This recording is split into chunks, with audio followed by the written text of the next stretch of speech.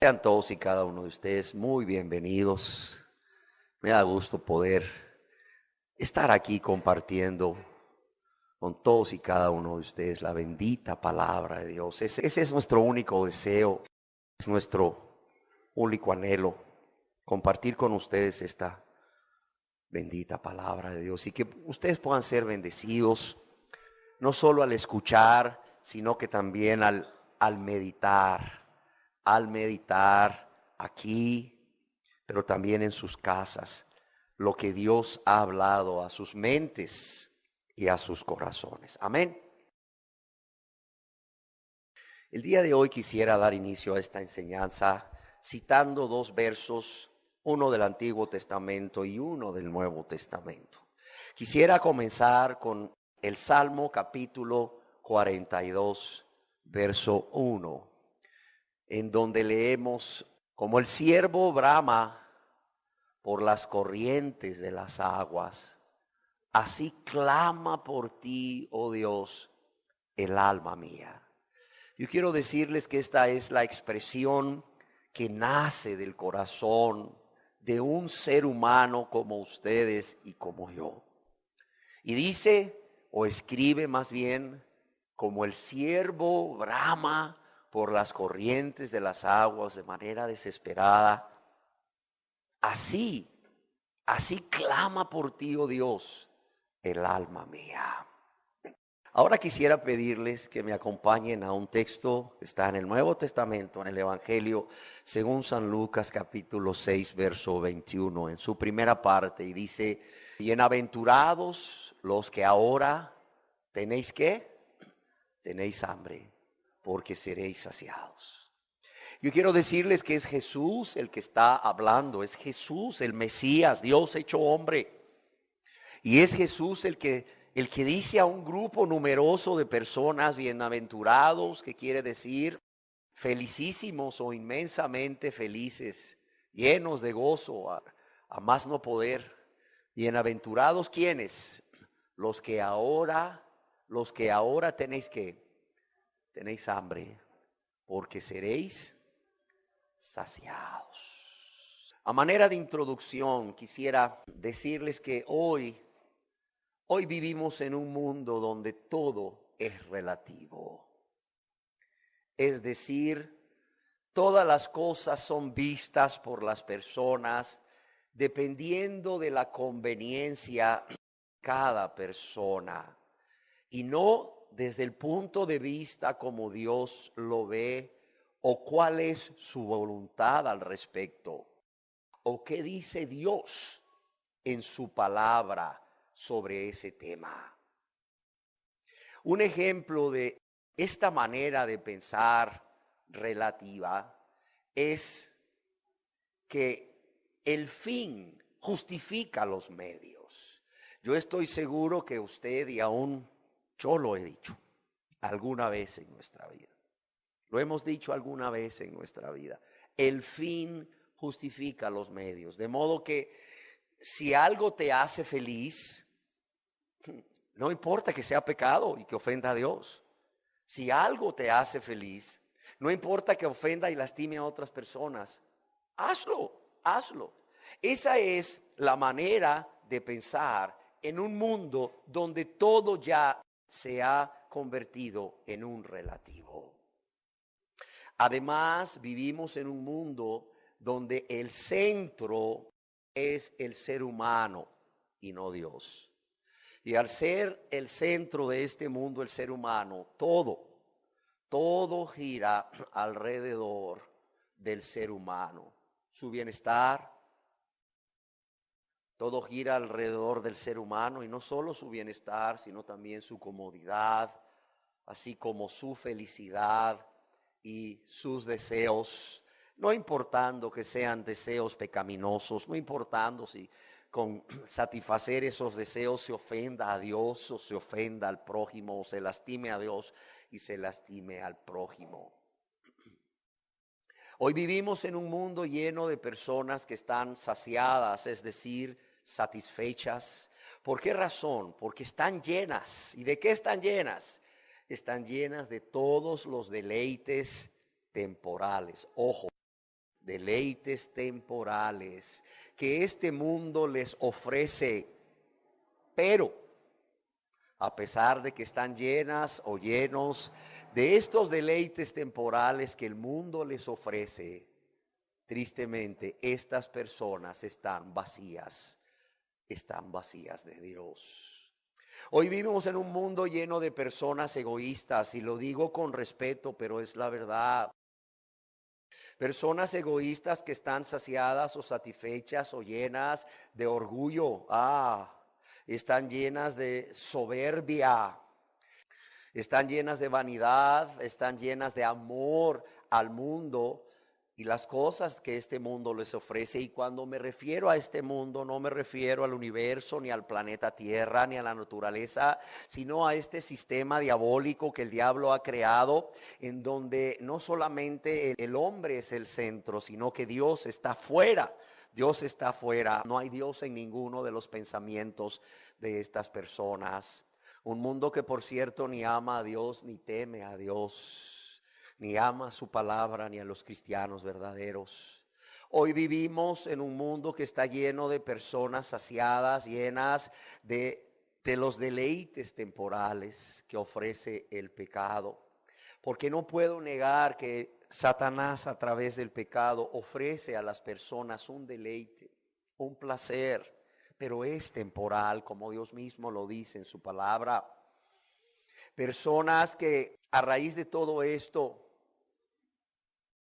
hoy están cada vez más apartándose de Dios. Apartándose de buscar a Dios con todo su corazón, con toda su alma, con toda su mente, con todas sus fuerzas. Son personas que están dejando las cosas mejores, las cosas más excelentes que Dios les ofrece. ¿Para qué?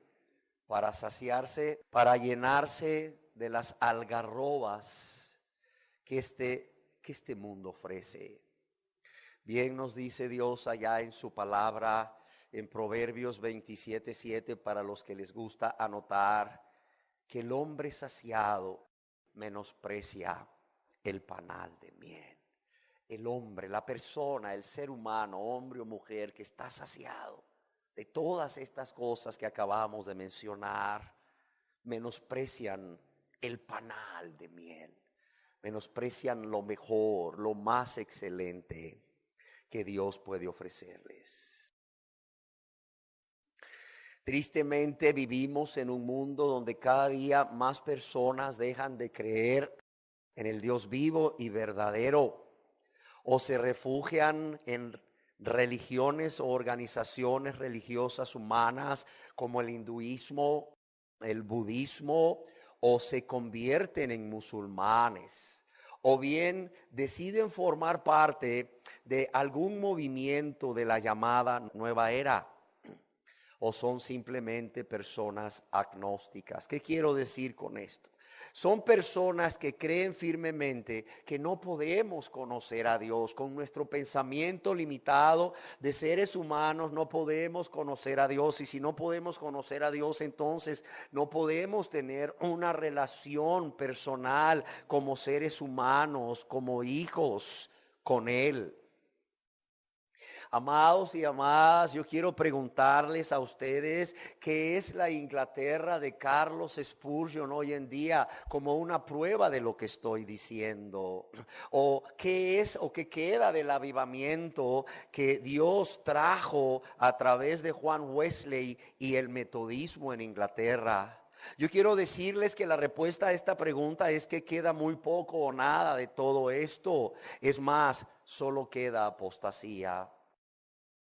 Pregunto también, ¿qué es? ¿Qué es de aquellos avivamientos en los Estados Unidos de Norteamérica donde Dios derramaba su Santo Espíritu, trayendo convicción de miles de personas, convicción de pecado, pero también produciendo a través de esa convicción de pecado esa tristeza que es según Dios para arrepentimiento y para salvación? Cuando hombres de Dios predicaron como Jonathan Edwards, o como Carlos Finney, o como quizás otras personas, como últimamente sucedía cuando este hombre de Dios ya muerto, David Wilkerson, predicaba desde los púlpitos o en las calles. ¿Qué es de todo eso? ¿Qué queda de todo eso? Mira, queda casi nada o nada, queda pura apostasía. Y por si esto fuera muy poco,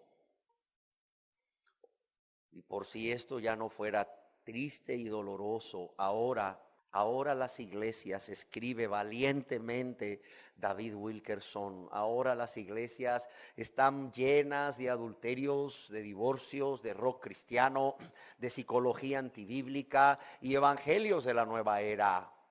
Los sermones, escribe David Wilkerson, hasta son simpáticos.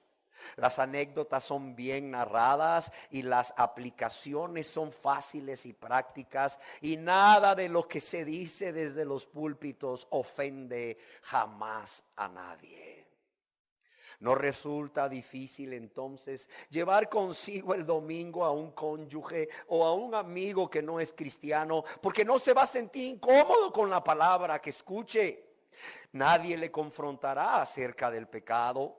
No habrá carbones ardientes del altar de Dios que le quemen la conciencia, ni flechas llameantes de convicción procedentes del púlpito que lo muevan a ponerse de rodillas, escribe Wilkerson. No habrá ningún dedo profético que le señale el corazón y le diga con voz de trueno como Natán a David: tú eres ese hombre. Y si en realidad el martillo cae sobre el pecado, rápidamente se amortigua su efecto. Es asombroso pero cierto, escribe David Wilkerson, el lugar más cómodo y tranquilizador de la conciencia para esconderse de los ojos de Dios como llama de fuego de un Dios santo es dentro de una iglesia muerta. ¿Y qué decir, amados y amadas, de aquellos millones de personas que dicen o confiesan ser cristianos, ser hijos o hijas de Dios, pero no se han convertido a Dios? Es decir, han hecho una oración, pero sin conversión. Y es que no se han convertido a Dios con un sincero y verdadero arrepentimiento y también una fe o confianza en Jesús como su único y suficiente y necesario Salvador. ¿Qué decir de aquellas millones de personas que dicen o confiesan ser cristianos, pero que solo han buscado a Dios como su Salvador y le han recibido como su Salvador, pero no le han hecho el Señor de sus vidas, porque ellos o ellas siguen siendo los señores y las señoras de sus vidas, los amos de sus vidas, como si pudiésemos dividir a Jesús, a quien Dios le ha hecho no solamente Cristo, sino primeramente Señor, como podemos leer en su palabra en el libro de los Hechos. ¿Qué decir de aquellos millones de personas que dicen o confiesan ser cristianos o cristianas, hijos o hijas de Dios, pero que solo buscan a Dios como un medio para alcanzar un fin? Óigalo bien. Personas que solo buscan a Dios como un medio para alcanzar un fin, para alcanzar la tan deseada salvación, las tan anheladas bendiciones de Dios, una sanidad divina para ellos, un ser querido, un familiar o un amigo, para alcanzar, no lo sé, un trabajo. O como muchos solteros o solteras hacen, para que Dios les conceda un esposo o una esposa, o para que Dios les cumpla todos sus deseos, sin importarles, óigase bien, sin importarles cuál es la voluntad de Dios para sus vidas cada día. ¿Qué decir de las millones de personas que dicen o confiesan ser cristianos, ser hijos o hijas de Dios, pero buscan de Dios y no a Dios? Yo hablo con personas que se me acercan y me dicen: pastor, es que estoy aquí porque estoy buscando de Dios. Y yo digo: ya entendí, estás buscando de Dios, pero no estás buscando a Dios. Personas que buscan de Dios, pero no a Dios. Que buscan las añadiduras para que me comprendan, pero no buscan al Dios que añade.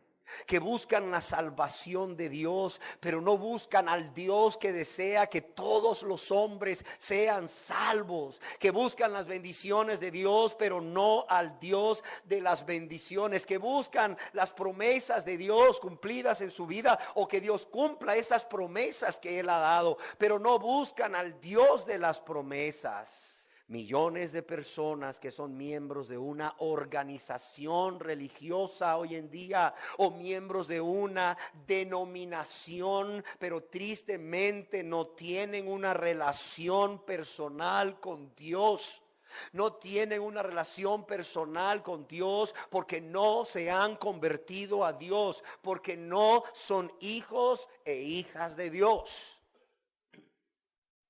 Sin embargo, yo quiero decirles que a pesar de todo esto que hemos estado viendo o leyendo, a pesar de toda esta realidad, Dios nos dice a través de su palabra en ese Salmo capítulo 53, verso 2 y 3, lo siguiente: que Dios desde los cielos miró y sigue mirando ¿sobre quién? Sobre los hijos de los hombres. ¿Para qué?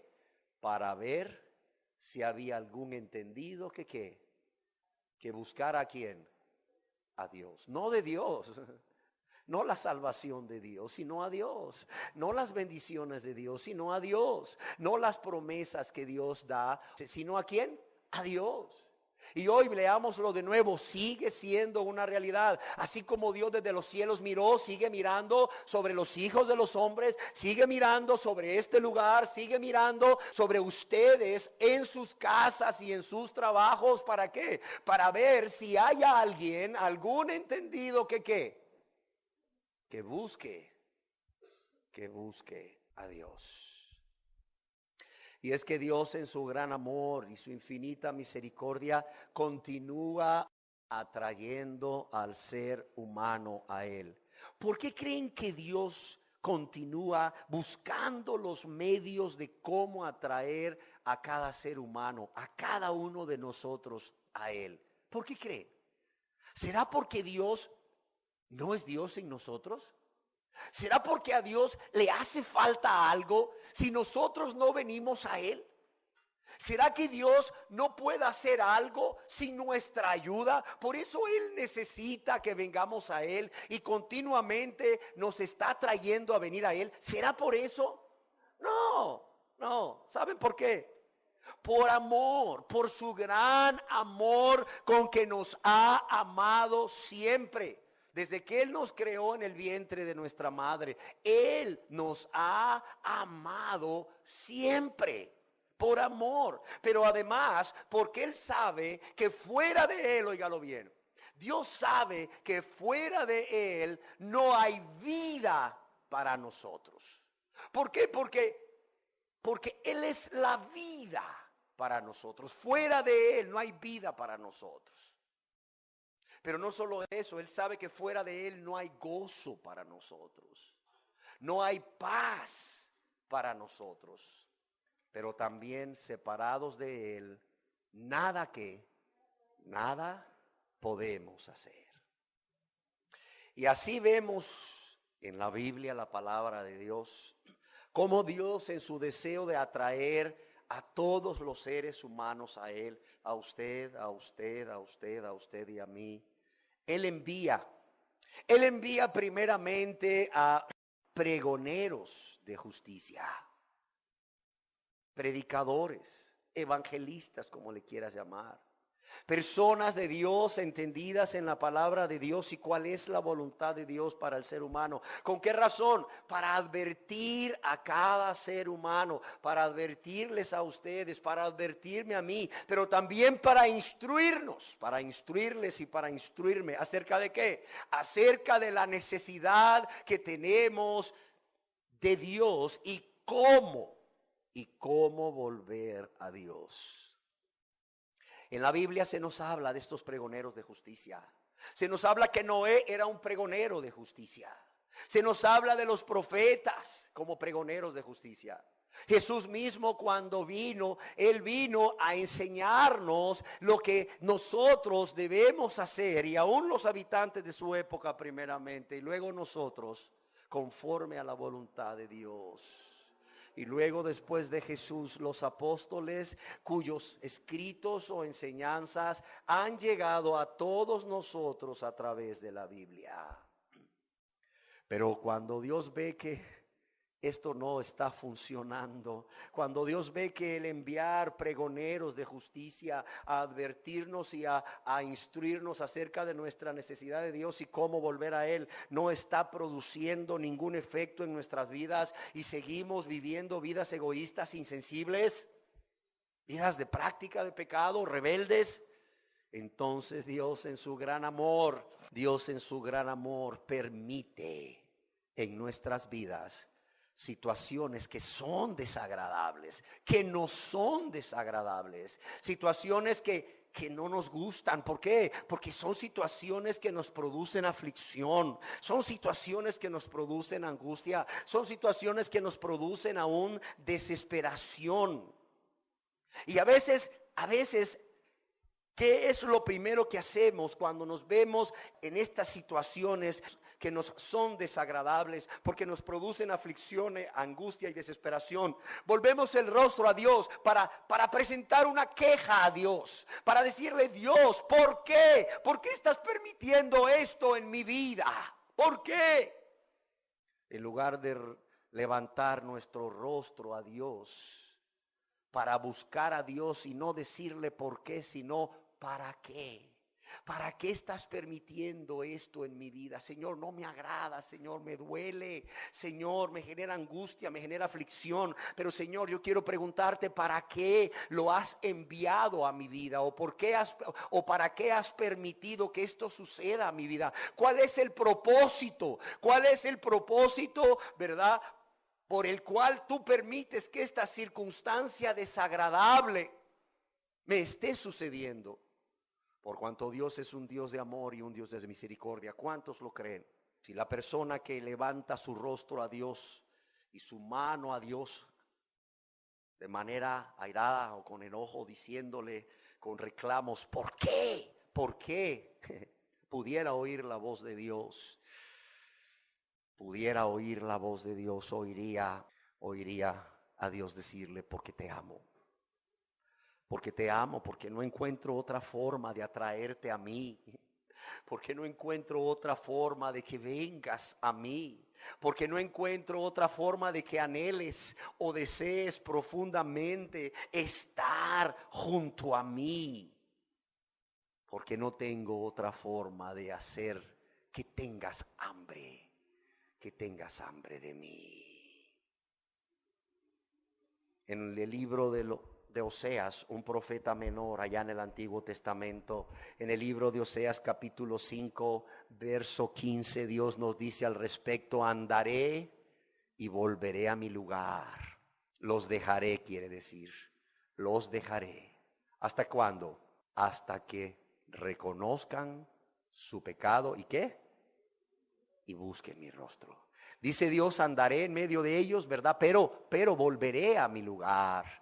Los voy a dejar por un tiempo. ¿Hasta qué? Hasta que reconozcan su pecado y busquen mi rostro. ¿Y qué dice Dios?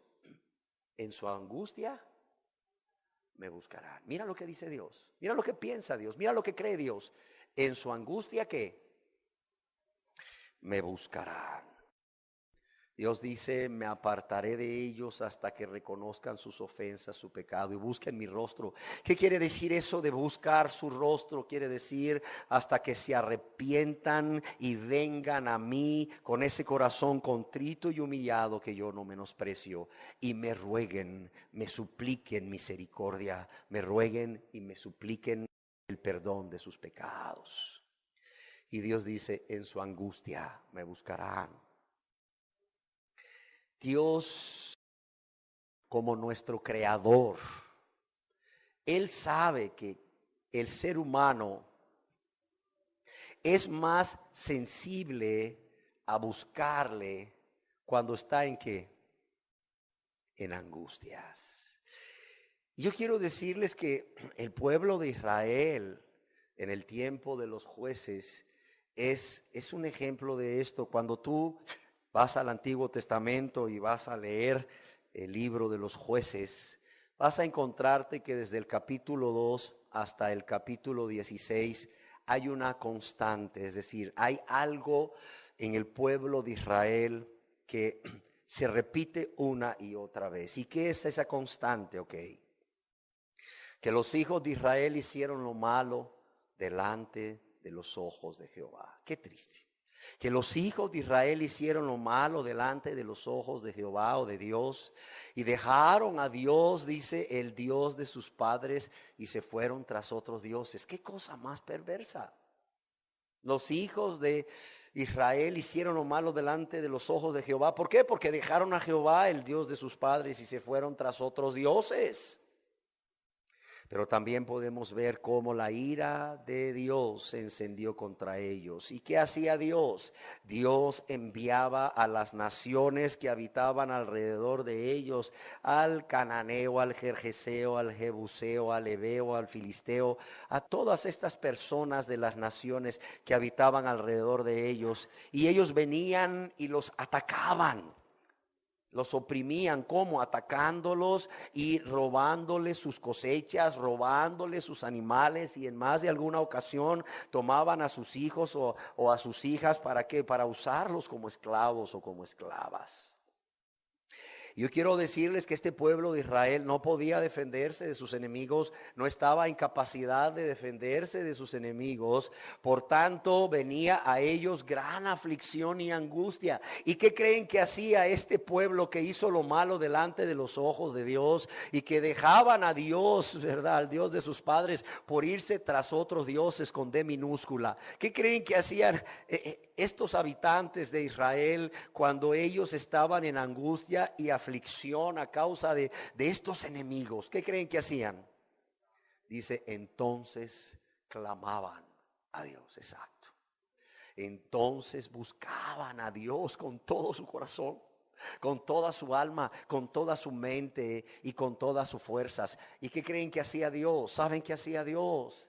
Dios cesaba su enojo, su ira, y en su gran amor y misericordia les levantaba a varones que eran conocidos como jueces, que con el poder y sabiduría de Dios liberaban a este pueblo. Y la razón por la cual Dios hacía eso es porque era movido a misericordia, dice él mismo en su palabra en el libro de los jueces, porque era movido a misericordia por los gemidos, por el clamor del pueblo, a causa de los que les afligían y destruían.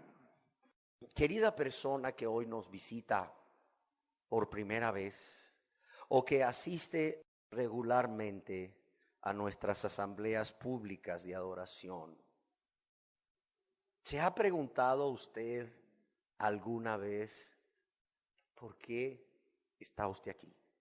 ¿Se ha preguntado por qué está usted aquí?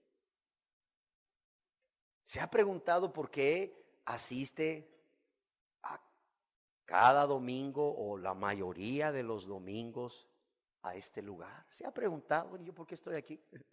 Usted podría estar en su casa como muchos otros, no sé, descansando, haciendo cualquier otra cosa si es ama de casa. Pero usted voluntariamente ha decidido estar aquí hoy.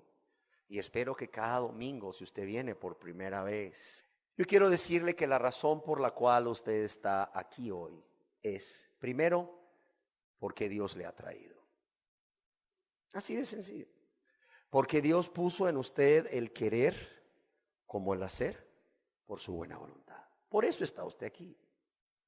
Porque Dios le ha traído. O sea, no es una casualidad. Sí, seguramente alguien le invitó. Sí, seguramente. Pero fue Dios el que puso en usted ese deseo de venir, ¿verdad? Y el que usted se preparase quizás desde anoche, o hoy muy temprano, para poder tener todo listo para estar en este lugar. Pero yo también espero que todos aquí estemos para buscar a Dios, no de Dios. Amén. Para buscar a Dios, la persona de Dios. Para buscar su rostro, como dice Dios. Y no de Dios, no de Dios.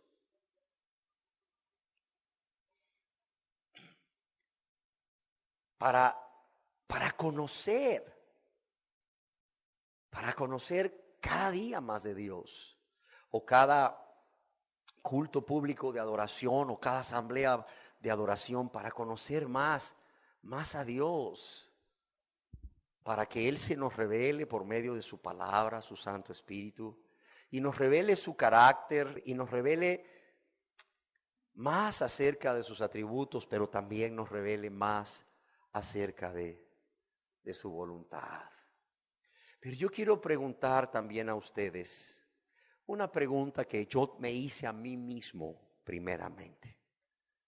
Estamos aquí porque Dios nos ha traído. Estamos aquí porque estamos buscando a Dios y no de Dios. Pero, ¿tenemos hambre de Dios? ¿Tiene usted hambre de Dios? Y es por eso que el día de hoy yo deseo compartir con ustedes la primera parte de una serie de enseñanzas que hemos titulado a modo de pregunta: ¿tenemos hambre de Dios? Para que cada uno de los que estamos aquí podamos respondernos delante de la presencia de Dios con honestidad si tenemos o no hambre de Dios. Porque una cosa, amados, es asistir a un lugar a escuchar la palabra de Dios, porque Dios puso el deseo, la inquietud. Y la otra cosa es tener hambre de Dios. Son dos cosas completamente diferentes. Una cosa es estar aquí para buscar a Dios, pero la otra cosa es tener hambre de Dios. Y para que cada uno pueda responderse a esta pregunta de si tenemos o no hambre de Dios, yo considero necesario que entendamos primero qué significa tener hambre de Dios. Amén.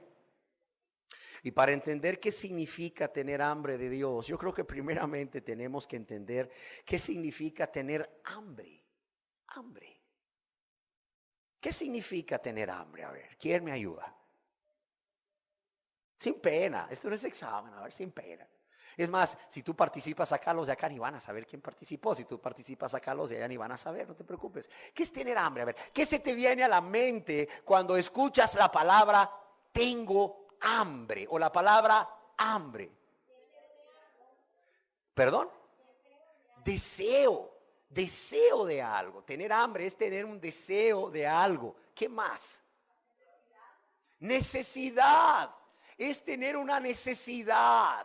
Es tener un vacío, como decíamos aquí. Un vacío que anhelamos saciar.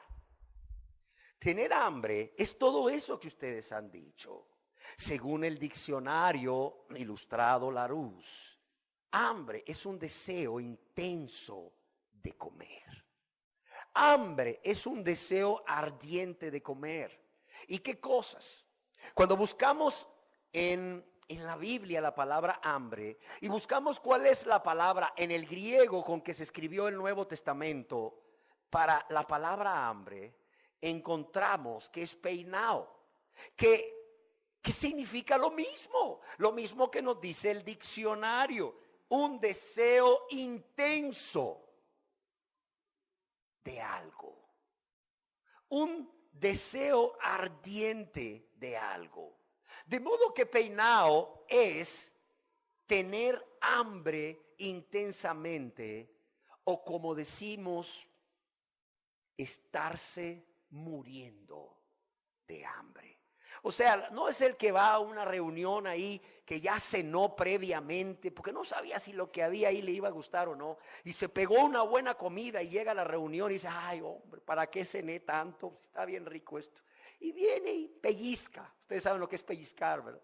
Agarra un poquitito de esto, agarra otro poquitito de esto y agarra otro poquitito de eso. Es decir, migajas, pues. No. Cuando estamos hablando de hambre en la palabra de Dios, pero también en el diccionario, estamos hablando de un deseo intenso, de una necesidad intensa de algo. Es decir, un deseo intenso o una necesidad intensa de algo físico, como son los alimentos, pero también metafóricamente, como es, por ejemplo, hambre y sed de justicia. Como se nos dice, o como Jesús bien nos dice allá en el Evangelio según San Mateo, para los que les gusta anotar, capítulo 5, verso 6. Pero también metafóricamente, no solamente podemos hablar de hambre de justicia, pero también podemos y debemos hablar de hambre de ¿qué? De hambre de Dios. Es más, se dice que el hambre es uno de los impulsos humanos elementales o básicos que permiten la sobrevivencia de cada ser humano o del animal. Es decir, que cada ser humano o cada animal continúe con vida.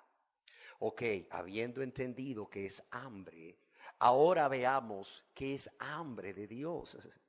Quiero decirles que hambre de Dios, al entender el concepto de hambre, tanto en nuestra lengua castellana como en el griego con que se escribió el Nuevo Testamento, inmediatamente nos damos cuenta que hambre es mucho más que creer en Dios. ¿Por qué? Porque mucha gente aquí puede creer que porque cree en Dios, Dios Padre, Dios Hijo y Dios Espíritu Santo, entonces tiene hambre de Dios y todo está bien. Tener hambre de Dios es mucho más que creer en Dios y mucho más que tener el deseo de adquirir un mayor conocimiento acerca de la persona de Dios. Porque mucha gente cree que porque lee la Biblia o va a muchos seminarios y le gusta hablar de Dios a otras personas y conocer cada día más de Dios, ya tiene hambre de Dios. Pero no es así. No nos equivoquemos, no es así. Tener hambre de Dios en sentido metafórico es tener un deseo intenso, un deseo ardiente, un deseo que nos consume. Pero no solo un deseo intenso o ardiente o que nos consume de Dios. Es tener una gran necesidad de Dios, de estar junto a Dios. Como decía el canto, si yo te amo, entonces ¿qué? Entonces anhelo estar junto a ti. Y decíamos que ese anhelar estar junto a Dios, eso es hambre de Dios. Es hambre de Dios. Hambre de Dios es ese deseo intenso o ardiente que nos consume, o una gran necesidad de alcanzar o restaurar una relación personal de amistad con Dios. Pero no solo alcanzar si no se tiene, o restaurar si ya se tuvo esa relación personal de amistad con Dios, sino tener hambre de Dios, ese deseo intenso de permanecer en esa relación. ¿Por qué? Porque mucha gente viene y acepta a Cristo como su Salvador personal, sin conversión lastimosamente. Y bueno, ellos piensan que ya por aceptar a Cristo, por repetir una oración de 40 segundos, ya ellos alcanzaron el perdón de Dios y ahora tienen una relación personal de amistad con Dios. Pero vaya relación de amistad. A nadie le gustaría tener una relación de amistad con esa persona como la relación de amistad que esa persona dice tener con Dios. ¿Por qué? Porque a los 10 minutos le está ofendiendo, o a la hora le está ofendiendo, o a las 5 horas le está ofendiendo, y al día siguiente le está ofendiendo, y cada día le está ofendiendo. Levante la mano aquí el que quisiera ser amigo de esa persona. Nadie. Pero esa persona cree que aún viviendo esa vida, porque ya según él, Dios le perdonó sus pecados porque repitió una oración mecánicamente de 40 segundos, ya es amigo de Dios, ya tiene una relación personal con Dios, es más, ya cree que es hijo de Dios. Aunque a la hora le esté ofendiendo, aunque a la hora le esté escupiendo en su cara con un pecado, le siga bofeteando con un pecado, o a las 6 horas, o al día siguiente. Total, dicen ellos, que hermano, todos pecamos de pensamiento, todos pecamos de palabra, hermano, todos pecamos por omisión, hermano.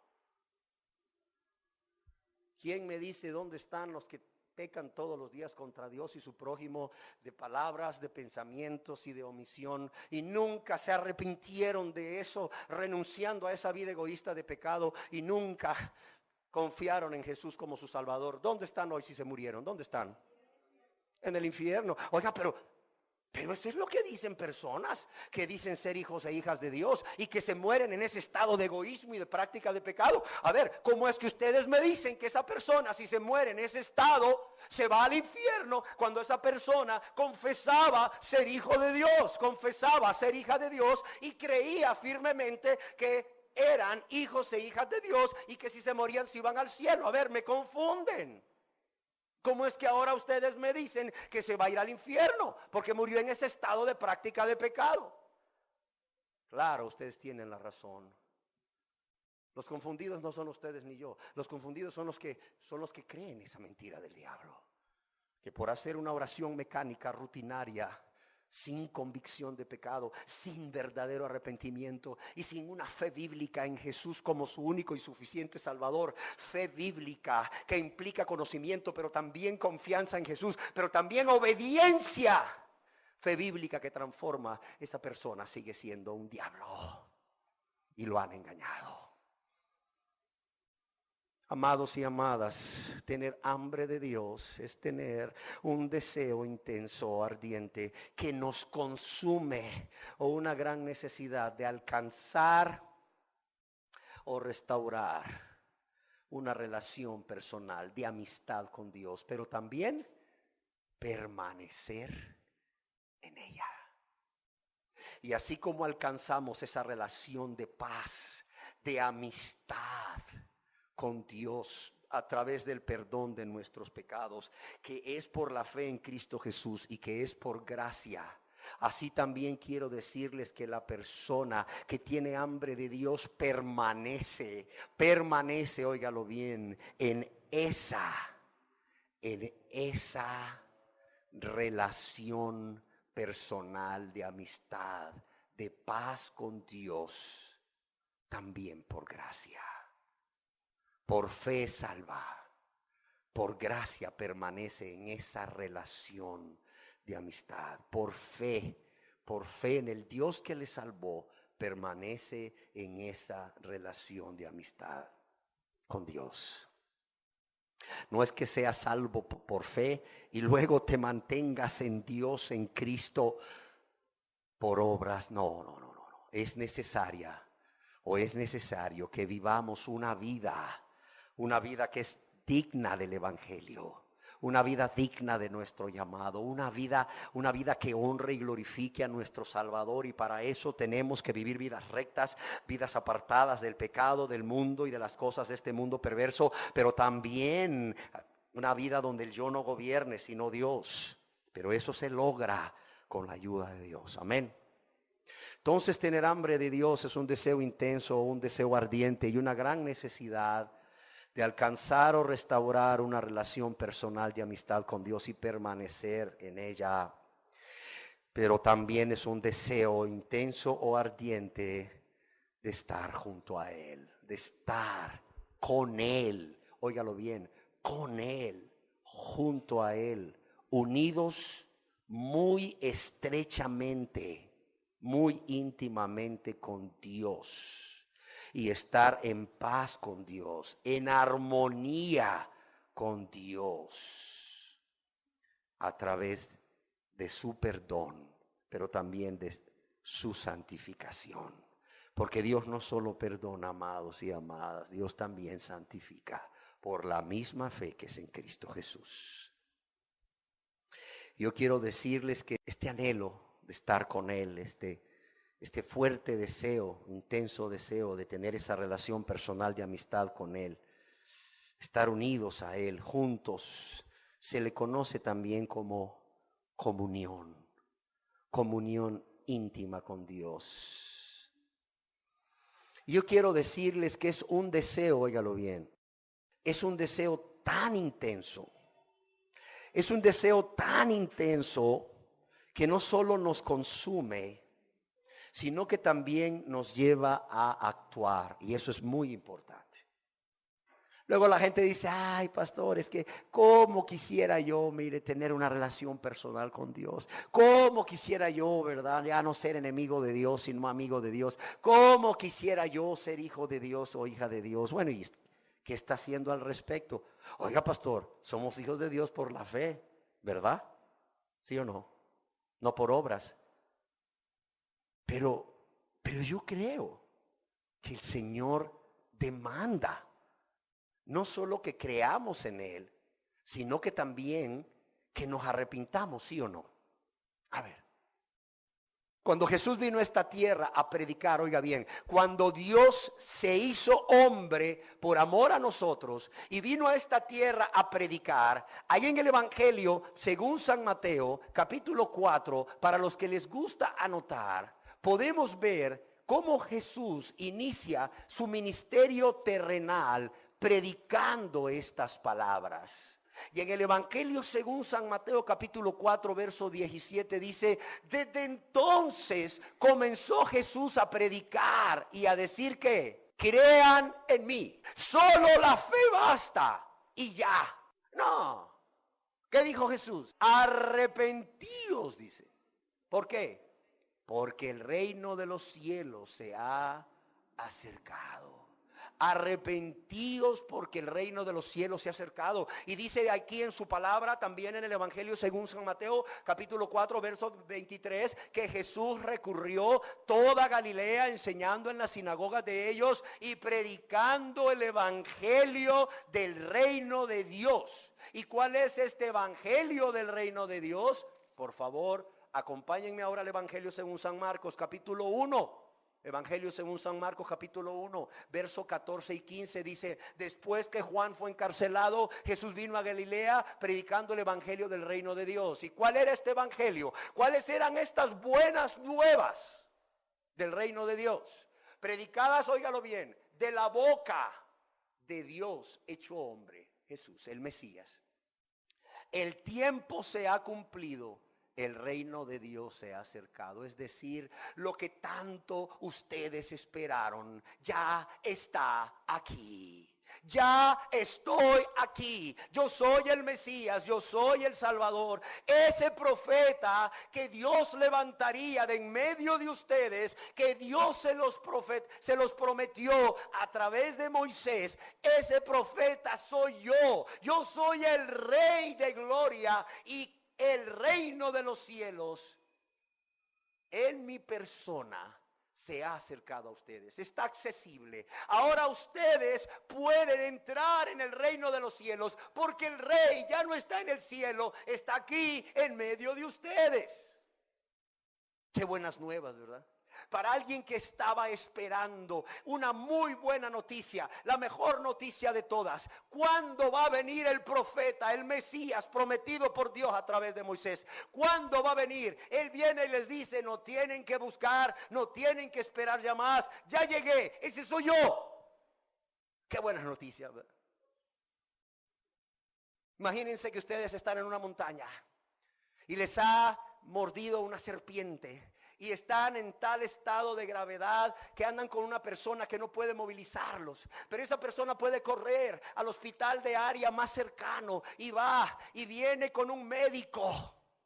Y allá estás tú esperando ahí, empezando a sentir ya los síntomas que produce el veneno en tu sangre. Y ya dices tú, pues yo creo que esta persona se perdió. O no sé si esta persona que era un extraño para mí, al llegar a la ciudad se olvidó de mí. Y empiezas a decir, bueno, me voy a morir, ni modo. Qué manera tan terrible de morir aquí en una montaña, solo, sin mi familia. Y empiezas a pensar en tu familia. No, quieres llamarlos desde tu celular para despedirte de ellos y no hay señal. Wow, estás solo. Y de repente por allá ves que hay, ¿verdad? Unas formas como figuras humanas que empiezan ahí a subir el cerro donde estás. Y cada vez que se acercan más y más, puedes reconocer la figura de la persona que andaba contigo, que salió corriendo o salió deprisa a buscar ayuda. Y luego ves que finalmente a los minutos esta persona llega adiante, sudorosa. Fulano de tal, señor, señora. Mire, aquí está el médico. Él es el médico. Él trae el antídoto que le va a salvar la vida. ¿Cómo recibes esa noticia? A ver, ¿cómo la recibes esa noticia? Ay, señor doctor, ¿para qué se molestó en venir hasta acá? No era necesario. Por cierto, a saber cuánto me va a cobrar. No, mira, te relajas totalmente, te tiras al suelo completamente y le dices, doctor, estoy en sus manos, haga conmigo lo que usted guste, mira, aquí estoy, pero ya, hágalo ya, por favor, ¿sí o no? La noticia que más esperaban con ansiedad los judíos era esta: ¿cuándo va a venir el profeta? ¿Cuándo va a venir el profeta? ¿Cuándo va a venir el Mesías? Y llega un día Jesús de Nazaret y les dice, no tienen que esperar. Ya no tienen que esperar más. Ya estoy aquí. Ya llegué. Ya llegué. Como les dijo en Nazaret, en aquella sinagoga, cuando en el día de reposo entró conforme a la costumbre y se levantó a leer, y se le dio el libro del profeta Isaías, y habiendo abierto el libro, halló el lugar donde está escrito: el Espíritu del Señor está sobre mí, por cuanto me ha ungido para dar buenas nuevas a los pobres. Me ha enviado a sanar a los quebrantados de corazón, a pregonar libertad a los cautivos y vista a los ciegos, a poner en libertad a los oprimidos y predicar el año agradable del Señor. Y dice la palabra de Dios que Jesús, después de leer eso, enrollando el libro, lo dio al ministro y se sentó. Y los ojos de todos en la sinagoga estaban fijos en él. Y Jesús comenzó a decirles: Hoy se ha cumplido esta escritura delante de vosotros. Jesús le dijo: lo que ustedes han leído acerca del profeta, este texto del libro de Isaías que habla del profeta que había de venir, habla de mí, dice Jesús. Así les dijo. Y hoy ustedes han visto eso. Pero ¿qué les dice Jesús como parte de ese evangelio de las buenas nuevas? El tiempo se ha cumplido, el reino de Dios se ha acercado. ¿Y qué dice? Pasen al frente, por favor. Cierren sus ojos y repitan conmigo esta oración. ¿Saben qué dice en el Santo Evangelio según San Marcos capítulo 1 verso 15? Diciendo, no yo, Dios hecho hombre, Jesús. El tiempo se ha cumplido y el reino de Dios se ha acercado. Arrepentíos y ¿qué? Y creed. Arrepentidos y creed en el Evangelio. ¿Y quién es el Evangelio? El Evangelio es Jesús, el Salvador. ¿Qué les dice Jesús? Primero arrepiéntanse y después ¿qué? Y después crean. Fe sin arrepentimiento no sirve para nada. Es más, no es fe bíblica que lleva a salvación. Por eso, amados, quiero decirles y más bien quiero advertirles que cuando realmente tenemos hambre de Dios, ese deseo intenso, ese deseo ardiente, ese deseo que nos consume, esa necesidad muy grande nos va a llevar a ¿qué? Actuar, a pasar de las buenas intenciones a la acción. Alguien dijo una vez que el infierno está lleno de personas con muy buenas intenciones. Esto nos va a llevar a actuar. Sabemos que tenemos hambre de Cristo, porque este deseo intenso o deseo ardiente que nos consume, o grande necesidad, o vacío, nos va a llevar a actuar, a pasar de las intenciones a la acción. Y quizás te preguntes, bueno, ¿qué me va a llevar a hacer? Si me va a llevar a actuar, ¿qué me va a llevar a hacer? Yo quiero decirles que nos va a llevar a centrar todos nuestros pensamientos, óyalo bien, todos nuestros pensamientos, todas nuestras fuerzas, todo nuestro tiempo, todos nuestros deseos y todas nuestras metas, juntamente con nuestros actos,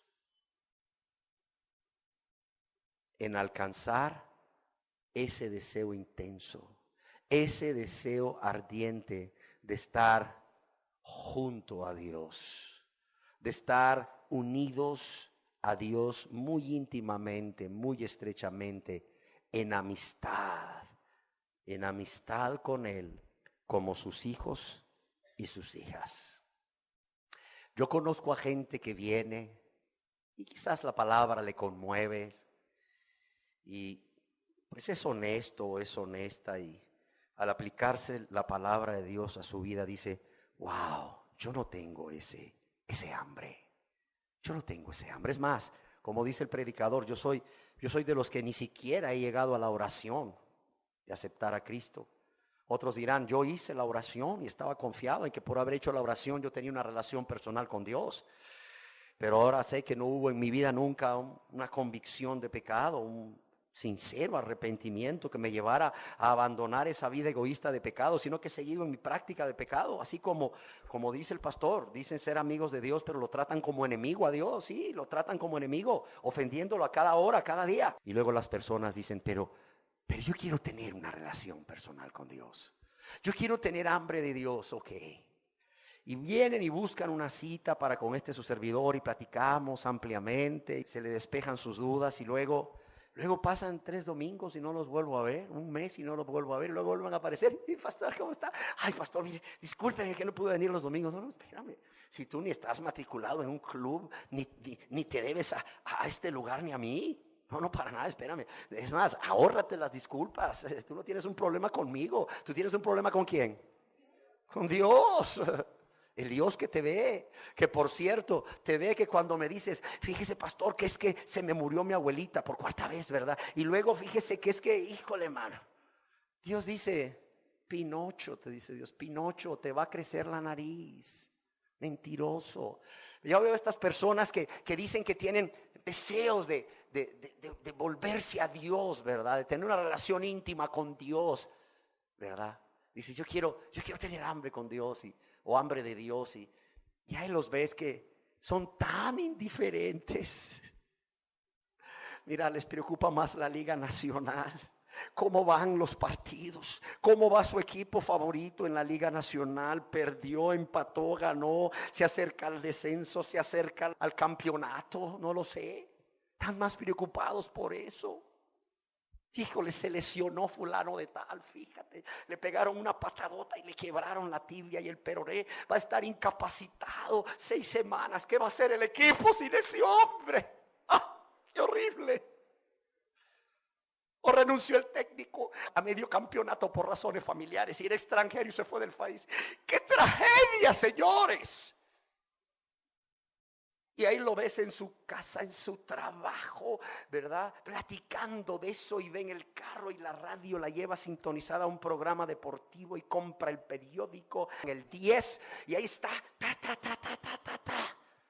¿Sí me entienden? Y llegan, ¿verdad? Allá al 5.º domingo, muy apenados, ¿verdad? Oiga, pastor, discúlpeme, es que No, hombre, eso no es hambre de Dios. ¿O sí es hambre de Dios? Suena eso como lo que yo acabo de describir, un deseo intenso, un deseo ardiente que te consume, una gran necesidad que te lleva a actuar. ¿Y qué quiere decir con eso? Que te lleva a centrar tus pensamientos, tus fuerzas, tu tiempo, tus deseos, tus metas y tus actos a alcanzar ese deseo intenso. Y no es que no vas a pensar en otra cosa, si eres ama de casa o si trabajas ahí en una empresa, varón o mujer, no. Pero mira, ¿qué va a ocupar tus pensamientos o la mayor parte de tus pensamientos? Este deseo intenso. No vas a esforzarte, amada mujer, ama de casa, en hacer tus quehaceres de la casa y vas a estar todo el día ahí con la escoba parada, sentada en un solo lugar. Dice, se volvió loca, dice el hijo, ¿verdad? Y que mami, ¿qué te pasó, mamita? Ahí parada pensando en Dios. No, estás haciendo tu labor, pero estás dedicando fuerzas a eso y fuerzas también, ¿para qué? Para dedicar un tiempo para pensar en qué es esto de alcanzar una relación personal con Dios, de estar junto a Dios, de estar unidos con Dios en amistad, cada segundo, cada minuto, cada hora, cada día. No sé si me explico. No es que te vas a retirar a un lugar apartado, te vas a ir ahí a una casa de campo, ¿verdad? Y te vas a llevar provisiones para un mes y solamente vas a estar ahí sentado, así como en la meditación trascendental. No. Allí en tu casa, allí en tu trabajo, mira, ¿qué va a captar tu atención? ¿Qué va a captar tu atención además del trabajo que estás haciendo? No es estar oyendo ahí las tonterías que hablan los compañeros, ¿verdad? O ahí las tonterías que dicen por esos canales de televisiones de para ti mujer, pura vanidad. O las novelitas estas cursis. No. El ama de casa está concentrada en su trabajo, pero también tiene centrada su atención en aquello de lo que tiene hambre. Está centrada su atención en cómo primeramente alcanzar una relación con Dios, y si la tuvo, de cómo restaurar su relación con Dios para estar junto a Dios. ¿Sí me explico? En otras palabras, esto se vuelve la prioridad de tu vida. Esto se vuelve la prioridad de tu vida. No hay otra cosa más en el orden de prioridades. Sí, hay que pagar la casa, hay que pagar la luz, hay que pagar el agua, hay que pagar el teléfono, pagar la colegiatura de los niños, ponerle gasolina al carro, sin fin número de cosas. Pero ¿qué es lo que realmente es tu prioridad? Y atrae tu atención. Mira, estás en el banco para pagar la luz y estás en la fila y estás ahí parada pensando en cómo alcanzar esta relación o cómo restaurarla. De modo que luego dicen el siguiente y tú sigues parado. El siguiente, hasta que alguien te dice, Señor, usted sigue. Gracias. Señora, usted sigue. Gracias, discúlpeme, y te vas. ¿Sí me entiendes? Cuando manejes no te lo recomiendo, ¿verdad? Pero llegas a tu casa y luego dices, la novela del mediodía, ¿verdad? O el noticiero del mediodía, ¿verdad? ¿Cómo está el dólar? Ni compras dólar, ni usas dólar, pero ahí está la gente viendo cómo está el dólar hoy, el euro. Mira, olvídate del noticiero. No es que si quieras ver una noticia importante no la veas, pero en ese momento, mira, si las Torres Gemelas se cayeron, si el Empire State se cayó, si la Torre Eiffel se cayó porque le pusieron una bomba, ¿a ti qué te importa? Solo te importa una cosa. Solo te importa alcanzar y restaurar tu relación con Dios. ¿Sí me explico? Y cuando te dicen, vas a ir el domingo, ¿cómo que no voy a ir? Si estoy esperando que Dios use a ese hombre para hablarme, para decirme más acerca de esto, de tener hambre de Dios y cómo yo puedo alcanzar a ese Dios y estar junto a Él. Y se viene. Fíjese, pastor, que ya venía, pero es que mi hijo de 5 años dice, ¿verdad? No, a última hora se puso berrinchudito y entonces dije yo, ¿para qué voy a ir? ¿Cómo no? Semejante hambre tienes de Dios. Se nota que te estás muriendo de hambre. Sí, así de sencillo. Y luego salí, vi que estaba el cielo medio nublado y dije, va a llover, pues agarras una sombrilla. Y dice, Señor, que no lleva de aquí a que llegue. Y si llega, pues lleva. Aquí tengo esta sombrilla, pero yo quiero estar ahí para escuchar lo que tienes que decirme. Porque, Señor, siento algo en mí. Siento un deseo intenso en mí. Siento un deseo ardiente en mí. Tengo una necesidad, Señor. Pero no es de comida física. Es de ti, oh Dios. Porque esta necesidad, este hambre, no se llena con la comida que me estoy comiendo. Entonces tiene que ser hambre de ti, necesidad de ti, de estar junto a ti, de tener una relación íntima contigo, de compañerismo, de amistad, de saber que yo soy tuyo y tú eres mío, de saber que yo soy tuya y tú eres mío, Señor. Y esto, Señor, esto no se acaba, al contrario, va en aumento. Y yo me voy, Señor, y yo me voy a saber qué más tienes que decirme. ¿Cómo se llama eso? Hambre de Dios en una persona que no es cristiana. Hambre de Dios en una persona que no es convertida. Pero cómo ya lo refleja. Cómo ya se lo refleja a Dios, pero también se lo refleja ¿a quién? A su prójimo. Ahí el marido dice, ¿para dónde vas? ¿Ah? Nunca te levantas tan temprano y te arreglas tan temprano. ¿Para dónde vas? Para la iglesia. Ay, ¿desde cuándo estás yendo a la iglesia? No, pues el otro día me invitaron y una palabra que atravesó mi corazón. Se predicó, se enseñó una verdad que me hizo entender que yo he vivido insensible a Dios. Yo he vivido ingratamente. Yo he vivido pecando contra Dios, ofendiendo a Dios. Yo he vivido menospreciando a Dios y su Salvador y su grande salvación y su palabra. ¿Sabes qué entendí? Entendí que yo no tengo hambre de Dios. Que yo no amo a Dios y yo quiero amar a Dios, porque Dios ha sido muy bueno conmigo, porque mira todo lo que Dios nos ha dado a ti, a mí, a nuestros hijos y cómo le hemos pagado. ¿Sabes qué? Yo quiero amar a Dios, yo no quiero seguirlo ofendiendo, yo quiero tener paz con Dios, estar en paz con Dios y estar junto a Dios. Yo quiero eso, yo lo quiero. ¿Y sabes qué? No voy a desmayar hasta que lo consiga. ¿Qué le dijo Jacob al ángel? ¿Quién se acuerda? No te dejaré hasta que me bendigas. Estuvo luchando toda la noche. Esa es una persona que sabe que no es cristiana, pero también sabe que hay algo en su interior, que no sabía cómo se llamaba, pero hoy sabe cómo se llama. Hambre de Dios, que le está moviendo a tomar decisiones, a hacer cosas que nunca había hecho, a cambiar cosas que siempre había hecho y que ahora sabe que están mal. Y que esa persona no va a desmayar hasta que encuentra a Dios. Termino diciendo las palabras de Jesús.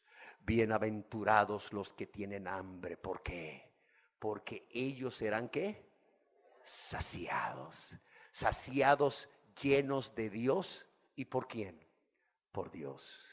Pero cuidado, de acuerdo a las palabras de Jesús, solo hay un grupo de personas que van a ser saciados, que van a ser llenos de Dios y por Dios. ¿Quiénes son? Los que tienen ¿qué?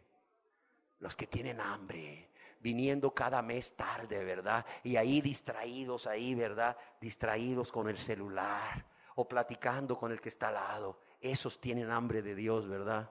No, con todo respeto, esos lo que tienen es un fuerte deseo de irse para el infierno, que ya les rasca porque el diablo les abra las puertas de par en par. O la persona que viene y dice, qué buena palabra, viste vieja, todo te cayó a vos. Híjole, mano, si ese predicador parecía que te conocía. Y eso que venimos por primera vez. Segundamente, quien nos invitó le contó todo acerca de vos, porque todo lo que dijo te cayó como anillo al dedo. ¿Y él? ¿El qué? Muy bien, gracias. Allá hasta dentro de 3 semanas, para que le caiga la palabra de Dios de nuevo a su mujer. No. Eso no es tener hambre de Dios, no nos engañemos. Bienaventurados, ¿quiénes? Los que tienen hambre, porque ellos y solo ellos serán saciados. Demos gracias a Dios. Señor, te damos gracias porque no es casualidad que estemos hoy aquí. No es casualidad, Señor, tú no eres un Dios de casualidades. Tú eres un Dios de amor y misericordia y has querido que todos estemos aquí, no solo para escuchar esta primera enseñanza de esta serie Tenemos hambre de Dios, sino para recibir esta palabra en lo personal, primeramente en lo personal. y para examinarse honestamente. Para examinarse honestamente a sí mismo o a sí misma.